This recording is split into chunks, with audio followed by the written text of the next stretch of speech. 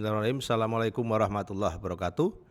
Selamat pagi, siang, malam, ya, tergantung Anda bukanya di siang, pagi atau malam. Ya. Yang pertama, ya, Bismillahirrahmanirrahim. Assalamualaikum warahmatullahi wabarakatuh. Selamat pagi, siang, malam, ya, tergantung Anda yang buka videonya ya. Semoga tetap semangat supaya tetap sehat ya. Seperti saya sampaikan kemarin, kita akan masuk di pertemuan pertama, materi pertama di mata kuliah manajemen bisnis keluarga ya. Ya, kemarin sudah kita bicarakan secara detail apa saja yang akan kita bicarakan di materi-materi di yang insya Allah ada 14 kali pertemuan ini. Di pertemuan awal kita akan bicara tentang bisnis keluarga ya. Di sini secara definisi akademis, bisnis keluarga adalah sebuah perusahaan yang anggota keluarganya secara langsung terlibat di dalam kepemilikan dan jabatan serta fungsi. Ini disampaikan oleh Locksnecker di tahun 2001 ya. Jadi di sini terlibat ke dalam kepemilikan, jabatan dan fungsi. Artinya apa?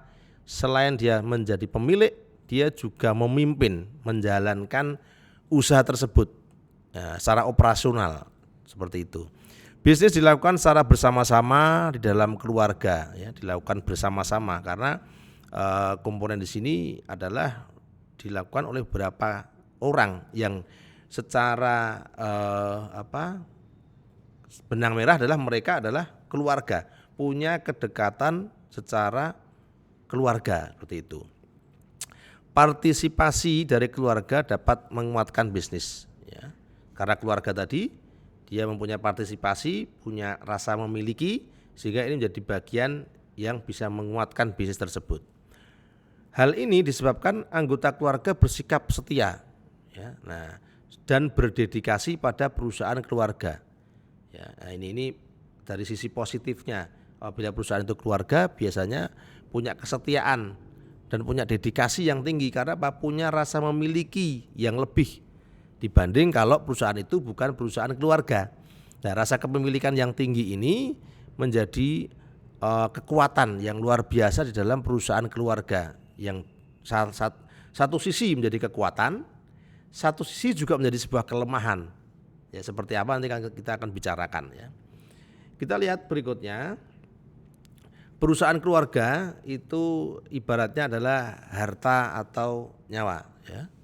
Nah, harta dan nyawa ini kan salah satu hal yang berdekatan dan sama-sama pentingnya ini ya. Kita lihat. Perusahaan keluarga adalah perusahaan yang dimiliki dan dikelola oleh anggota-anggota keluarga. Nah, ini definisi secara akademis seperti itu yang disampaikan oleh Locksnecker tadi. Banyak perusahaan keluarga yang sukses ya. Seperti Sido muncul, ada Maspion Group, ada Medco, ya, secara lokal ada Gudang Garam, ada Jarum, ada HM Sampurna yang dimulai dari perusahaan keluarga, terus berkembang dan menggurita menjadi banyak perusahaan yang ada di bawah bendera tersebut ya. Namun lebih banyak pula perusahaan keluarga yang hancur. Ya, ada gambaran yang sukses karena eksistensinya begitu lama, bisa beralih dari generasi satu ke generasi berikutnya, tapi dia juga ada perusahaan yang hancur atau perusahaan yang tidak bisa mengelola dengan baik sehingga eksistensinya tidak bisa begitu lama. Nah, kita lihat berikutnya. Kita masuk kepada bagaimana untuk mengenal perusahaan keluarga. Sebenarnya di sini katakan sebenarnya manajemen perusahaan keluarga terbatas pada keluarga-keluarga inti. Awalnya seperti itu. Keluarga inti di situ apa? Ya, ayah, anak, istri seperti itu. Karena ini yang biasa mengelola, yang membangun perusahaan tersebut yang sebelumnya tidak ada menjadi perusahaan yang ada, yang berkembang menjadi perusahaan yang besar, ya seperti itu, ya. Misalnya anak maupun cucu-cucu dari pemilik perusahaan, tetapi ada pula yang pemilik bayangan, ya, pemilik bayangan. Ya, siapa di situ? Dikatakan Pemilik bayangan itu ikut mengendalikan perusahaan secara tersembunyi. Nah, di sini dikatakan istri dari pemilik perusahaan. Ya, kalau perusahaan intinya kan anak, suami dan anak-anak gitu ya. Tapi istri, nah ini sebetulnya bukan pemilik yang sebenarnya, tapi karena dia bisa memiliki karena menjadi istri dari pemiliknya. Nah, ini punya peran begitu penting ya, seringkali bisa peran positif, bisa peran negatif ya.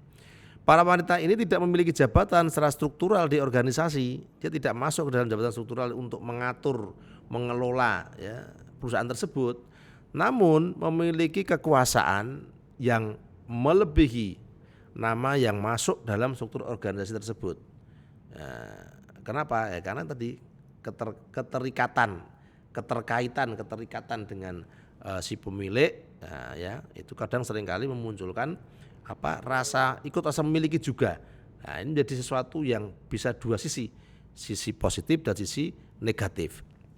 Hal ini mungkin menjadi salah satu penyebab dari hancurnya perusahaan keluarga. Salah satu ya, bukan pasti ya hancur ya, tapi menjadi salah satu penyebab hancurnya perusahaan keluarga. Artinya apa? Dikatakan di sini, dicontohkan di sini. Jadi efek-efek dari pihak eksternal yang seringkali memberikan masukan seakan-akan dia adalah mempunyai jabatan struktural yang lebih tinggi ya, dan mereka sendiri yang ada di dalamnya sangat-sangat terpengaruh dengan pendapat-pendapat atau masukan tersebut. Ini seringkali yang akan membuat pertarungan atau kehancuran perusahaan. Dimulai dari manajemen internal di perusahaan tersebut, di kalangan pemiliknya ya, sehingga melebar meluas menjadi sebuah kehancuran di perusahaan keluarga khususnya. Ada ungkapan ya yang seringkali muncul, generasi pertama itu menciptakan, generasi kedua itu mengembangkan, bukan mengambangkan ya, mengembangkan. Generasi pertama itu menciptakan, seorang tua membuat sebuah usaha dimulai ya bersama anaknya, orang tuanya meninggal sehingga anaknya tadi menjadi generasi kedua. Generasi kedua mengembangkan. Generasi kedua di sini karena mengikuti, dia tahu betul bagaimana susahnya, sulitnya perusahaan itu dibangun oleh ayahnya. Di generasi kedua ini mengembangkan, sehingga pengembangan itu kadang seringkali titik kesuksesan, puncak dari kesuksesan itu ada di generasi kedua. Satu, dia punya modal, dia mengikuti bagaimana bapaknya memulai usaha, ikut berjuang bagaimana memulai usaha tersebut, ya, menemani ayahnya. Setelah ayahnya meninggal, dia menjadi pemimpin di generasi keduanya itu, ya, modalnya sudah kuat, dia bisa mengembangkan dengan bagus, ya, sudah teruji karena ikut di dalam ikut dalam membangun tadi, ya, mengembangkan, dan titik kesuksesan ada di generasi kedua. Tapi sisi negatifnya seringkali di generasi kedua ini dia tidak berpikir kalau tongkat estafet ini harus dilanjutkan ke generasi ketiga. Sehingga di generasi kedua ini, contoh, mereka sudah mulai tingkat kemakmurannya tinggi karena ada dalam puncak tadi.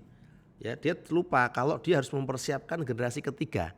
Sehingga pada saat generasi ketiga yang seringkali dari kecil sudah sudah dengan fasilitas orang tuanya, ya, dan si orang tua juga lupa untuk mempersiapkan penggantinya di generasi ketiga, sehingga seringkali di generasi ketiga ini perusahaan keluarga itu hancur. Nah, fokus kita bicarakan tentang hal yang berkaitan dengan bisnis keluarga itu ada di generasi kedua ini.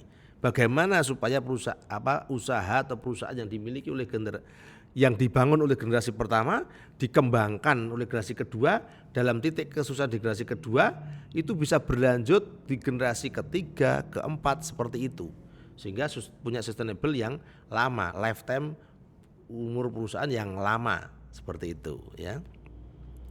Berikutnya kita lihat perbedaan utama generasi kedua dengan generasi ketiga adalah pada gaya hidup ya, seperti saya sampaikan tadi. Ya, dia merasa gaya hidupnya sudah berbeda. Ya, generasi kedua dia sampaikan kepada anaknya, sing rekoso, kalau bahasa Jawanya, sing rekoso aku, sing sulit aku wae, aku mbiyen. Nah, saya dulu tidak sempat sekolah, saya prihatin karena orang tua saya membuat perusahaan seperti ini, tidak mudah. Sekarang kamu jangan sulit seperti apa yang saya lakukan. Nah, ini salah satu. Ya, sehingga gaya hidupnya sudah berubah. Yang awalnya di generasi pertama tadi gaya hidupnya dia prihatin, di generasi kedua dia sudah merasa makmur ya dengan gaya hidup yang berbeda ya, sehingga memanjakan anaknya yang anaknya nanti sebetulnya akan mewarisi, akan melanjutkan estafet kepemimpinan dengan kepemilikan. Karena apa? Dia generasi ketiga. Generasi kedua meneruskan perjuangan generasi pertama, hidup dalam keadaan pas-pasan dan tekad yang kuat untuk merubah nasib, itu generasi kedua ya. Nah, begitu generasi kedua berhasil mengembangkan usaha generasi pertama dan memiliki cukup uang untuk diri mereka dan anak-anak mereka, maka mulailah mereka meningkatkan taraf hidup pada anak-anaknya. Ya, seperti tadi, si anak tidak boleh melakukan pekerjaan keras, kebutuhan dan keinginan anak dicukupi. Pada intinya anaknya dimanja di generasi kedua ini. Hanya dari penderitaanlah kita bisa mengenal yang namanya kepuasan dan kemenangan. Dan juga dari kesengsaraanlah kita bisa belajar mengenal orang lain, simpati, empati dan rasa hormat ya. Generasi kedua yang berhasil menanamkan ini tadi, nilai-nilai simpati, empati dan rasa hormat kepada generasi ketiga. Nah, ini adalah mereka yang nanti akan terhindar penghancuran perusahaan dari generasi ketiganya. Tapi yang tidak berhasil menanamkan nilai-nilai tersebut ya. Nah, sudah bisa dipastikan proses penghancuran akan terjadi di generasi ketiga. Nah, seperti itu. Kita contohkan sedikit ya. Sebenarnya proses penghancuran perusahaan keluarga oleh generasi ketiga sudah diketahui oleh semua orang. Namun mengapa tidak cepat diselesaikan? Karena masalah harta dan nyawa. Generasi kedua dihadapkan kepada sebuah pilihan ya, menyelamatkan harta perusahaannya atau menyelamatkan nyawa anak-anaknya. Jika diselamatkan perusahaannya, maka caranya adalah mendepak anak-anaknya dari struktur organisasi. Jadi generasi kedua jangan mudah-mudah untuk memasukkan anaknya dalam struktur organisasi tersebut. Karena apa? Anaknya ini belum mempunyai kemampuan.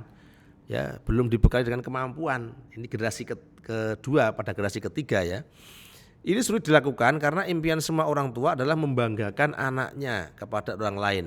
Lagi pula semua yang telah mereka lakukan adalah demi kebahagiaan anak dan cucunya. Nah, parahnya lagi jika anak mereka lebih dari satu, pertengkaran perebutan warisan antara saudara-saudaranya akan jadi hadiah utama di hari terakhir hidup mereka di usia tua di generasi kedua. Kalau dia tidak bisa menanamkan dari awal ya. Seringkali pilihan yang diambil oleh generasi kedua adalah membiarkan anak-anaknya mereka menghancurkan perusahaan keluarga. Dasarnya apa? Apa yang telah mereka lakukan semua ini adalah demi anak. Nah, padahal satu-satunya jalan untuk menyadarkan mereka adalah membuat menderita, membuat bagaimana dia kekurangan, karena dalam kekurangan itu mereka akan bisa belajar dan menghargai dari perusahaan keluarga yang sudah betul-betul dibangun menggunakan cucuran darah dan keringat oleh pendahulunya. Ya, ini perlu kita menjadi awal pengenalan perusahaan keluarga, dan yang seringkali muncul fenomena yang terjadi di perusahaan keluarga sehingga kadang perusahaan keluarga itu muncul banyak masalah. Dan permasalahan itu kita akan bicarakan, kita akan bedah ya di materi-materi selanjutnya, bagaimana pendekatannya, bagaimana apa yang dilakukan, bagaimana yang harus dipahami oleh generasi selanjutnya di dalam mengelola perusahaan keluarga supaya punya lifetime yang panjang. Ya, ini mungkin materi yang pertama. Kita akan lanjutkan kepada materi selanjutnya ya di pembahasan materi berikutnya. Kurang lebihnya saya mohon maaf. Terima kasih atas perhatiannya. Akhir kalam wabillahi taufiq wal hidayah. Wassalamualaikum warahmatullahi wabarakatuh.